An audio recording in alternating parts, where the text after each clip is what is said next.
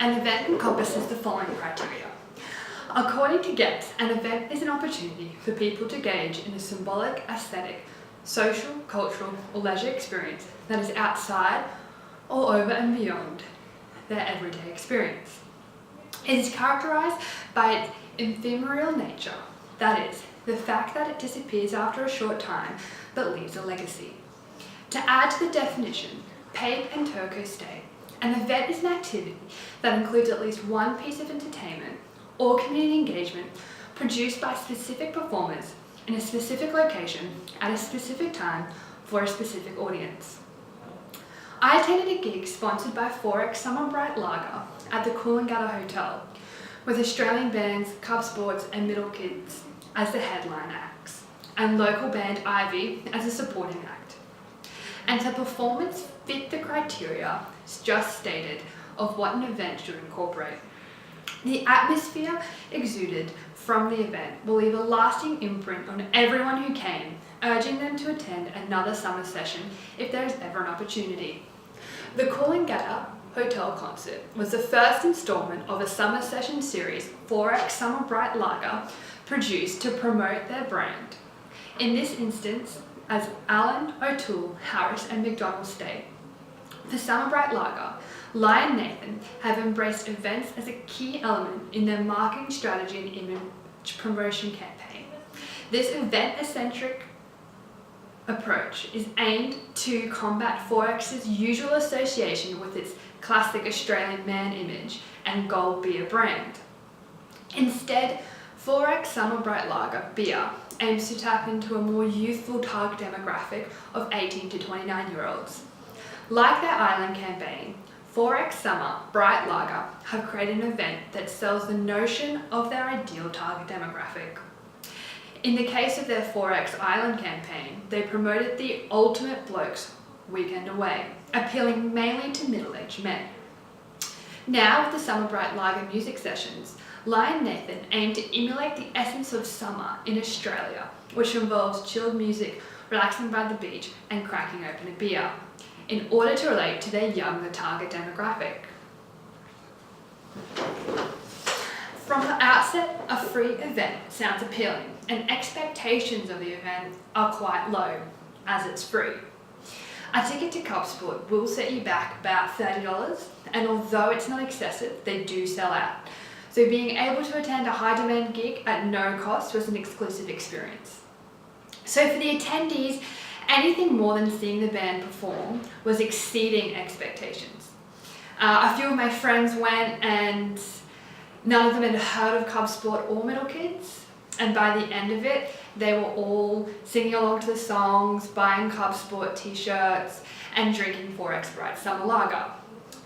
This atmosphere really exuded fun and essentially the beach lifestyle.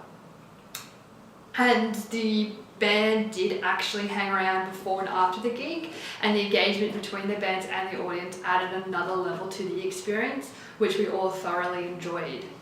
For the sponsors, on the other hand, and the artists, the fact that everyone was wearing the merchandise, drinking the beer, and wearing the hats you got with every bucket of Forex Summer Lager you purchased was a success. Due to the event being free, the sponsors did rely on selling the drinks to establish that connection between the event and the brand. It was free, and the only way to gauge how many people would come to the event was through Facebook, and this isn't always reliable. So yeah, there was no security in the fact that it was an open gig.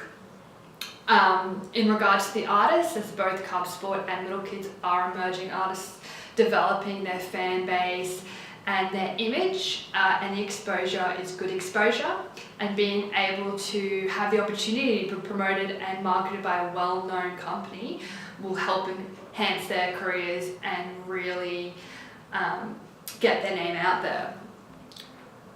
In addition, the expectations of the venue was also exceeded.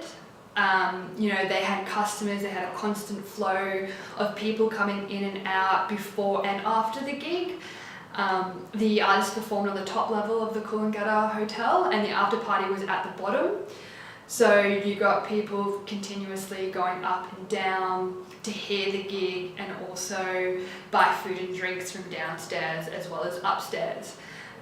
So it was great marketing for the venue as well, as it was a venue I'd never heard of before, and if I was ever in the area, it's a venue I would go back to.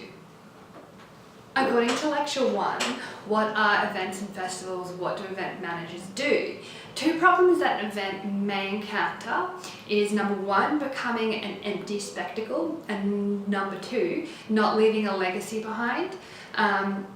So this event really ran the risk of no user engagement with the brand, and instead, people coming and purely just seeing the band or, grabbing a cheap beer and leaving and not actually getting to know the brand or creating that connection. And another issue that may arise is with sponsoring, it's vital to create that connection with the brand, otherwise you're wasting your money. And you really need to engage the audience to stimulate direct sales and brand loyalty. And according to Alan O'Toole, Harris and McDonnell, a sponsor's investment in assisting an event occurs because it is believed to create goodwill towards the sponsored brand.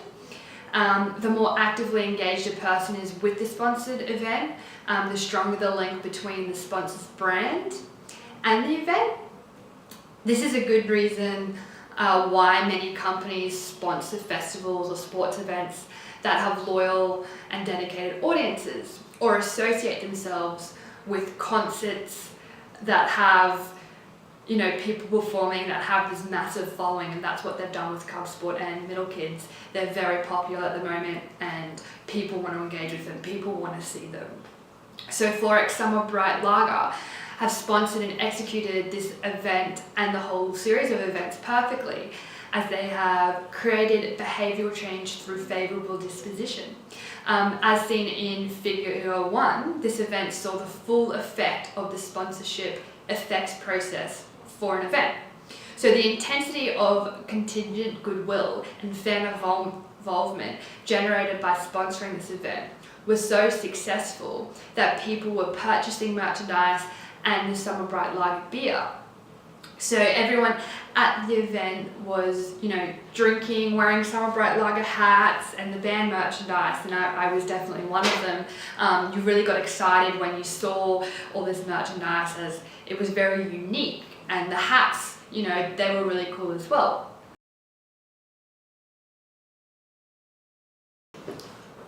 Aesthetically, the event really aimed to integrate the relaxed beach summer lifestyle with the venue, so they allowed people to escape the week, unwind and have a Sunday session, something very popular among 18 to 29-year-olds, as this event was on a Sunday afternoon. The space was decorated with flags and crates featuring the Summer Bright Lager Waves icon, as well as advertisements for their beer bucket deal, where you get 4 beers and a hat for $20, which was pretty cool. Culturally, the event taps into the surf lifestyle often associated with the coastal towns of Queensland and New South Wales, which is achieved by hosting the event at locations near the beach and playing bands who really radiate a relaxed atmosphere. By using Middle Kids and Cub Sports, they have also tapped into the indie music scene and community. These are the type of people who enjoy the type of lifestyle Summer Bright Lager want to create. This community also follows bands quite closely on social media and seek more of a connection with their music. And the band was able to create this connection through an intimate engagement where they, went out to the crowd and talked to people and sold their merchandise, which was really nice. They were there before and after the event, and this type of interaction really encouraged attendees to purchase merchandise, as you were able to get it signed and you were able to meet the band, which was a really special experience. In addition, the sponsorship of the event generated goodwill with the audience, and people were more inclined to buy Summer Bright Lager. When looking at the crowd, everyone was drinking their beer, even though they had a choice of buying other brands.